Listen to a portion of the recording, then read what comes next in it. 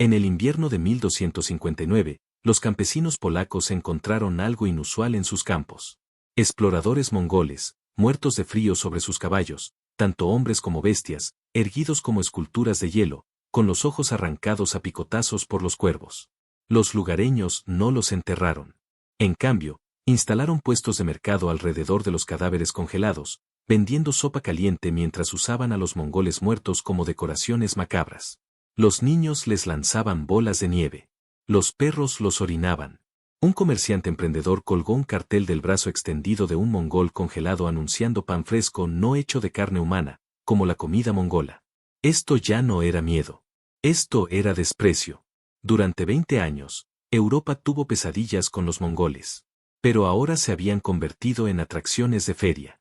Recordaron Legnica, donde los guerreros mongoles llenaron 9 sacos con orejas europeas.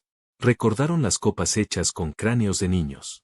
Recordaron a 100.000 caballeros masacrados en 3 días, con sus armaduras tan inútiles como el papel contra las flechas mongolas. Recordaban ciudades donde los únicos supervivientes eran los gatos, porque incluso las ratas habían sido devoradas por refugiados hambrientos.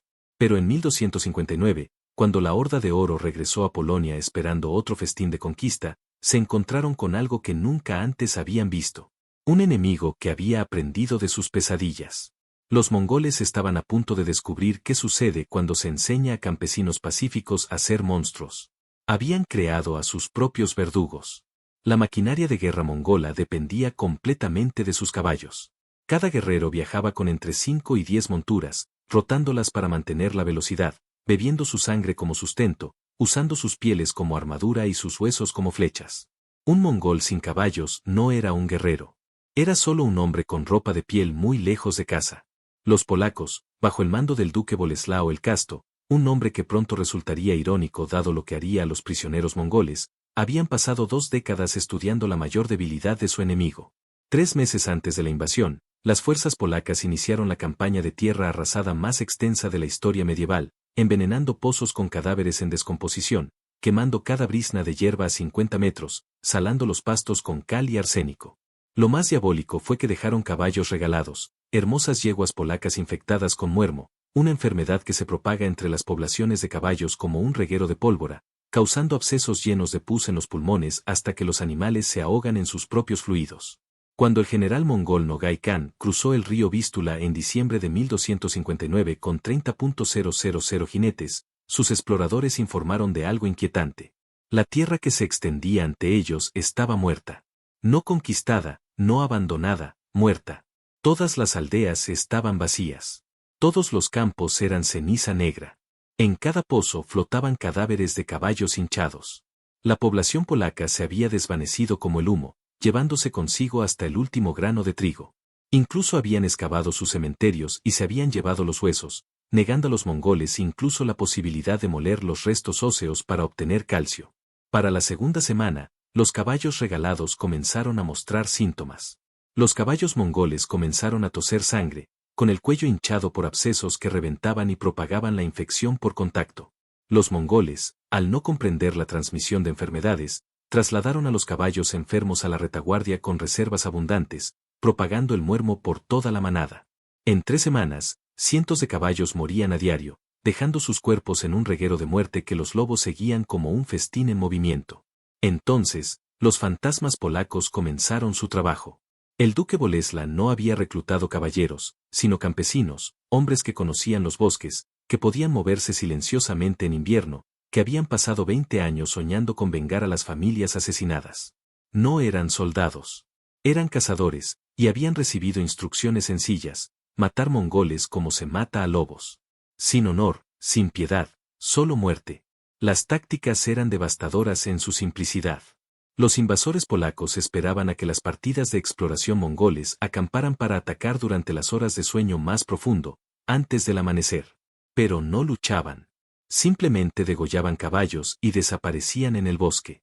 Un guerrero mongol podía despertar y encontrar a sus 5 caballos muertos, con la sangre convirtiendo la nieve en aguanieve roja, y sin ningún enemigo a la vista. Sin caballos en territorio enemigo en invierno, ya estaba muerto. Solo le tomó unos días de caminar por bosques helados para darse cuenta. Una unidad mongol de 500 hombres despertó y encontró a todos los caballos degollados. Los animales se dispusieron en círculo alrededor de su campamento como una grotesca advertencia. Los polacos lo habían hecho tan silenciosamente que ni siquiera los centinelas se habían dado cuenta. El mensaje era claro: podemos matarte cuando queramos. El impacto psicológico fue devastador. Los guerreros mongoles que habían conquistado desde China hasta Hungría tenían miedo de dormir. Sabían que los mongoles viajaban ligeros, dependiendo de las incursiones y la búsqueda de provisiones. Así que los polacos empezaron a dejar depósitos de provisiones abandonados, barriles de hidromiel, sacos de grano, carnes en conserva, todo envenenado con cicuta y acónito, pero no lo suficiente para matar de inmediato. Solo lo suficiente para causar calambres estomacales agonizantes y diarrea sanguinolenta. Un capitán mongol, Bedar, escribió en su despacho a Nogai Khan: el enemigo no está en ninguna parte y está en todas partes. Conquistamos aldeas vacías y gobernamos fantasmas. Mis hombres, sangre y ven demonios. Los caballos se comen las crines de hambre. Esta tierra está maldita. Para enero de 1260, la situación era desesperada. Los caballos mongoles, los que sobrevivieron a la enfermedad, comían corteza de árboles, su propio estiércol, finalmente, entre ellos. Los guerreros que antes bebían leche de yegua y sangre de caballo ahora veían a sus monturas desplomarse de hambre. Demasiado débiles incluso para ser sacrificados por su carne. La estrategia polaca estaba funcionando a la perfección. Convirtieron a Polonia en un desierto que consumía ejércitos. Entonces llegó Sandomierz, donde la trampa finalmente se cerró. El duque Bolesla llevaba semanas retirándose, siempre fuera de su alcance, dejando atrás provisiones envenenadas y tierra baldía. Los mongoles, ahora reducidos a unos 15.000 guerreros efectivos de sus 30.000 originales, lo persiguieron hacia Sandomierz, en el río Vístula. Creían tenerlo acorralado. Se equivocaban. El duque había pasado 2 meses preparando algo especial, un campo de batalla diseñado específicamente para mongoles. La batalla de Sandomierz no fue una batalla. Fue una matanza con la máscara de una batalla. Los mongoles se acercaron a la ciudad y encontraron al ejército polaco dispuesto en formación tradicional. Caballeros al frente, infantería detrás, estandartes ondeando. Parecía el tipo de batalla europea formal que los mongoles habían aplastado cientos de veces. Nogai Khan ordenó tácticas tradicionales, fingió retirada para atraer a los caballeros y luego los arrasó con flechas. Pero cuando la caballería ligera mongola comenzó su fingida retirada, ocurrió algo sin precedentes. Los caballeros polacos no lo siguieron. Simplemente se quedaron allí, con los escudos en alto, esperando. Los mongoles se dieron la vuelta para su asalto con flechas y descubrieron por qué. Sus caballos, ya debilitados, no podían galopar en las profundas trincheras ocultas bajo una fina capa de nieve y ramas. Docenas de caballos se rompían las patas, arrojando a los jinetes a fosas ocultas llenas de estacas afiladas manchadas con heces humanas, lo que aseguraba que cualquier herida se infectara. La trampa había sido perfectamente diseñada para contrarrestar cualquier ventaja mongola. Mientras la caballería mongol se tambaleaba en el campo de trampas, ballesteros polacos emergían de posiciones ocultas. Pero no apuntaban a los guerreros. Disparaban a los caballos. A cada uno de ellos metódica y eficientemente, como granjeros sacrificando ganado enfermo. Los mongoles, al ver morir a sus monturas, se dieron cuenta de que ahora eran infantería en territorio enemigo en pleno invierno, a cientos de kilómetros de cualquier apoyo. Entonces llegaron los campesinos. Miles de ellos armados no con espadas, sino con aperos de labranza, mayales para el grano, ganchos para el heno, martillos para las herraduras. El duque Boleslao les había prometido algo extraordinario. Un penique de plata por cada oreja mongol, 2 peniques por un pulgar y un ducado de oro por la cabeza de un comandante mongol. Lo que siguió fue menos combate que cosecha. Los guerreros mongoles, entrenados desde la infancia para la guerra a caballo, intentaron formar círculos defensivos a pie. Pero estaban exhaustos, muchos aún sufrían de envenenamiento y llevaban armaduras diseñadas para montar a caballo, no para el combate terrestre. Los campesinos los acosaban como hormigas sobre escarabajos moribundos. Usaban guadañas para cortar tendones, mayales para aplastar cráneos y podaderas para arrastrar a los guerreros al barro, donde podían ser castigados con martillos y piedras. Un cronista polaco lo describió: los tártaros no morían como guerreros, sino como ovejas en época de matanza. Nuestros campesinos trabajaban en equipo, convirtiendo la matanza en un oficio como trillar trigo. La cosecha de espigas, como se la conoció, duraba 3 horas. Algunos campesinos, siendo prácticos, cortaban ambas espigas a pesar de la regla del pago único, pensando que podrían vender las sobrantes a cazadores menos afortunados. Otros recolectaban dedos mongoles para hacer collares que luego vendían a los comerciantes como amuletos de protección.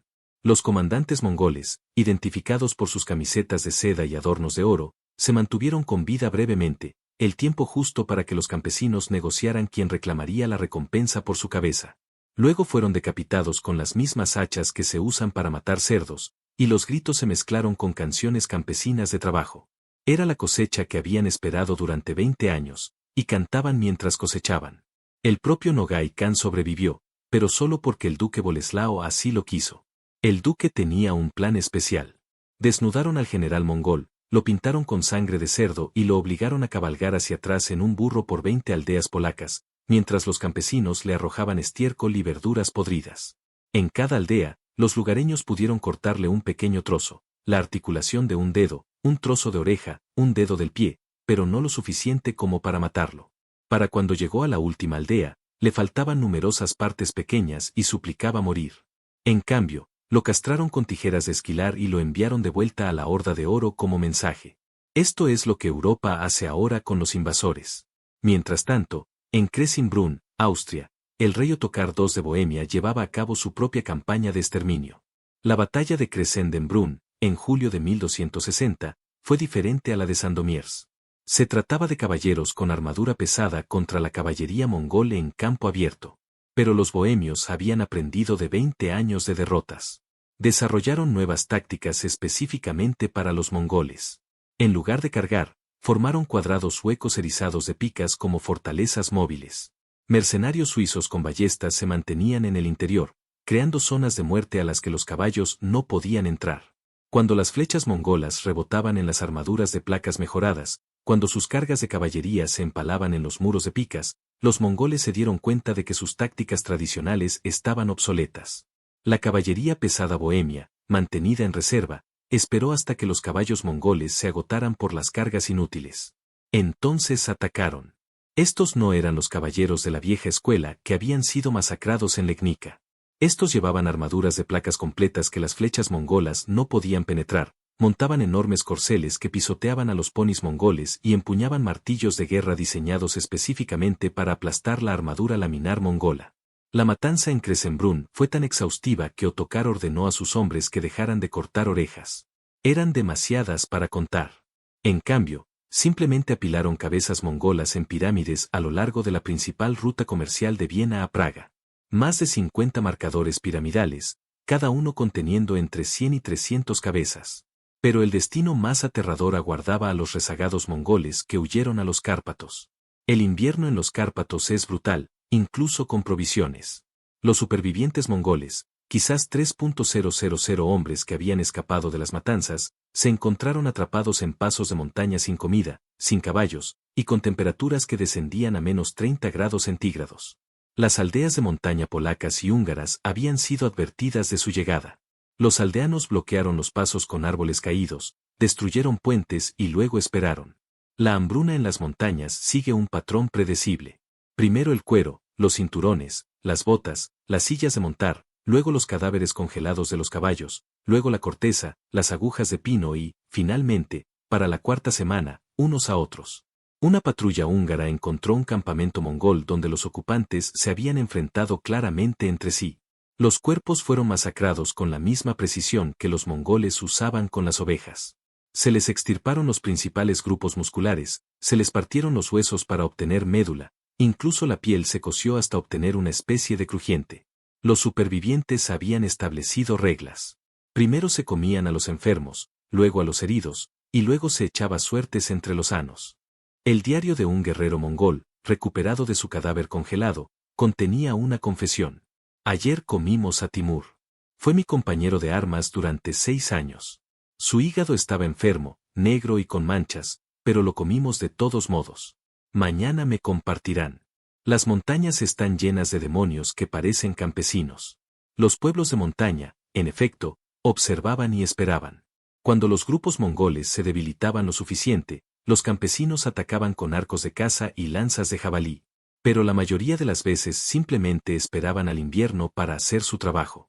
Encontrarían mongoles congelados en primavera, perfectamente conservados, con los rostros contorsionados en expresiones de agonía final.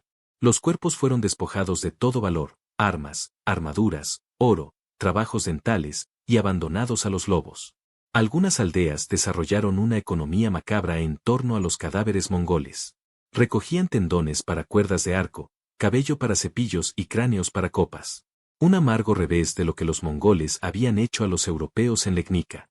Cada hogar tenía cuencos con cráneos mongoles, usados específicamente para los días festivos. Los pocos cientos de mongoles que lograron atravesar las montañas se enfrentaron a un último horror, los mercados de esclavos. Los venecianos, siempre pragmáticos en cuanto a las ganancias, habían establecido un sólido comercio de prisioneros mongoles. Pero estos ya no eran guerreros. Eran supervivientes destrozados, hambrientos y a menudo mutilados que habían comido carne humana para sobrevivir. Los venecianos los compraban por muy poco a los campesinos húngaros y luego los vendían a los mamelucos egipcios, quienes encontraban una irónica satisfacción en esclavizar a los hijos de los hombres que habían esclavizado a medio mundo. Los barcos negreros eran infiernos flotantes, apiñados en agujeros diseñados para el cargamento, encadenados para evitar el suicidio y alimentados apenas lo suficiente para mantenerse con vida hasta la navegación. Muchos enloquecieron por el revés de la fortuna. Los niños recibían un trato diferente. Los niños mongoles menores de 10 años eran castrados y vendidos como eunucos para proteger sus harenes. La tasa de supervivencia tras la cruda castración era quizás de 1 de cada 3. Los que sobrevivían eran entrenados para olvidar que alguna vez fueron mongoles, criados para servir en los palacios de las mismas civilizaciones que sus padres habían intentado destruir. Las muchachas mongolas eran vendidas a burdeles de todo el Mediterráneo, comercializadas específicamente como hijas de los conquistadores para clientes que encontraban un placer sádico en dominar a las crías de los guerreros temidos. El comerciante veneciano Marco Sañudo escribió: «Los tártaros son unos esclavos mediocres. Se niegan a trabajar. Atacan a sus capataces con los dientes como perros salvajes, y muchos se ahorcan con sus propias cadenas». De vuelta en Polonia, el duque Bolesla ordenó construir un monumento especial con huesos mongoles. En el sitio de Sandomierz, campesinos polacos construyeron una iglesia. Su cimiento estaba compuesto de mortero mezclado con huesos mongoles molidos. Sus paredes estaban decoradas con cráneos mongoles dispuestos en cruces. Su altar estaba hecho de un solo bloque de piedra donde Nogai Khan había sido castrado. La llamaron la Iglesia de la Divina Venganza. Permaneció en pie durante 200 años hasta que fue destruida por funcionarios eclesiásticos, avergonzados, que la consideraron anticristiana. El impacto militar inmediato fue decisivo. La fuerza de invasión mongola de 30.000 hombres había sido prácticamente exterminada. Quizás 500 lograron regresar a la Horda de Oro. Muchos habían perdido orejas, dedos u otras partes, lo que contaba historias de tierra envenenada y enemigos que lucharon sin honor. Pero Europa no había terminado de dar lecciones. Cuando las noticias de las victorias llegaron a otras cortes europeas, se desencadenó lo que los historiadores llaman la cacería mongola de 1261 a 1263. De repente, todos los señores menores querían cabezas mongoles para las murallas de sus castillos. Los cazarrecompensas se especializaron en rastrear a los rezagados mongoles. Los caballeros teutónicos enviaron partidas de limpieza a las profundidades de Europa del Este para encontrar y exterminar cualquier campamento mongol. Estas cacerías eran ejercicios de brutalidad creativa. Los caballeros teutónicos capturaban a los exploradores mongoles, los obligaban a revelar la ubicación de sus campamentos y luego los usaban como antorchas vivientes, cubriéndolos con brea y prendiéndoles fuego antes de enviarlos corriendo de vuelta a sus propios campamentos.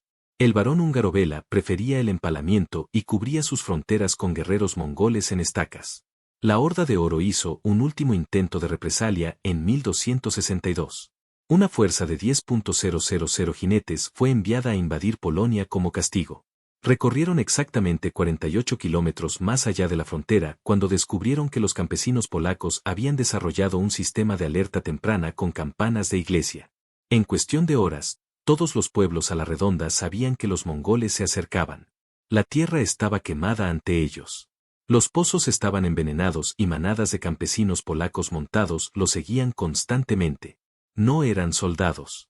Eran agricultores que habían aprendido a luchar como los mongoles, adoptando sus tácticas de golpe y fuga, pero con un conocimiento crucial del terreno. Atacaban de noche, mataban a los centinelas, robaban caballos, envenenaban los suministros y luego desaparecían en bosques que los mongoles desconocían. El comandante mongol, Bunday, informó: no luchamos contra un ejército, sino contra la tierra misma. Cada árbol esconde un arquero. Cada arroyo está envenenado. Cada aldea está vacía, pero vigila. Mis hombres tienen miedo de dormir, de comer, de beber agua. Esto no es una guerra. Un país hostil la está digiriendo lentamente. Tras 2 semanas de esta tortura psicológica, los mongoles se retiraron. Mientras se retiraban, los campesinos polacos lo siguieron, eliminando a los rezagados. El insulto final llegó en la frontera.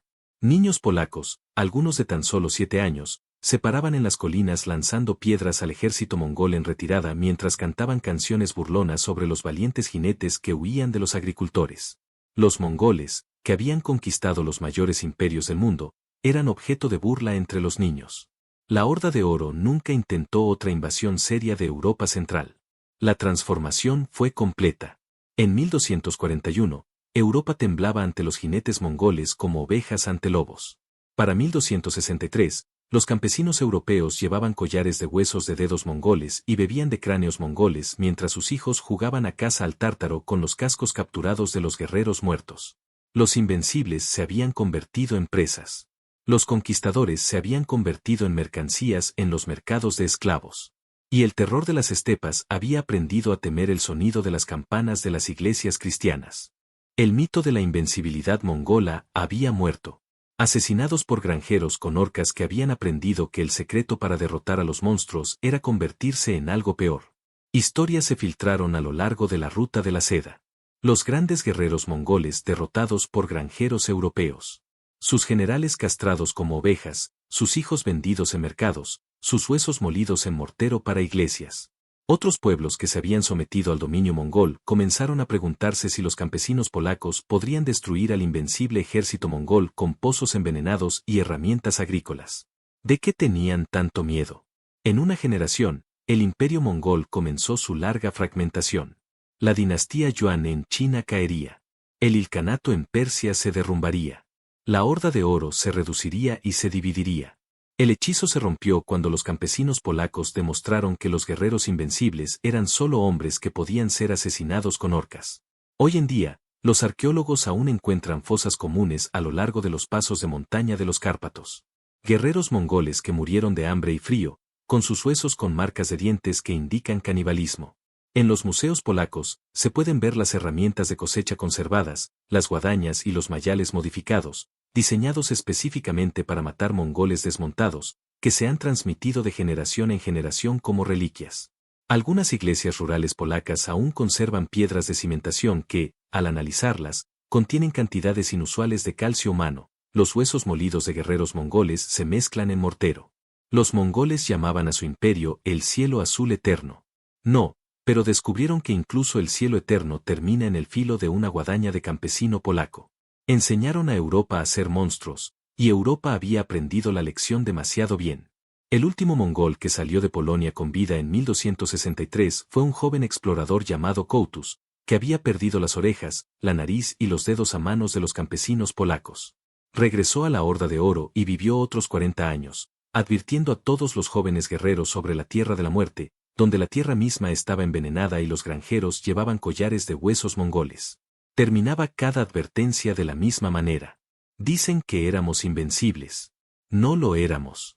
Solo éramos hombres lejos de casa que aprendieron que enseñar a las ovejas a ser lobos significa que un día las ovejas te comerán. Tenía razón.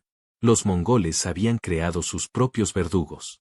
Realmente deberían haberse quedado en las estepas, donde pertenecían, en lugar de enseñar a los pacíficos granjeros el arte de la matanza sistemática.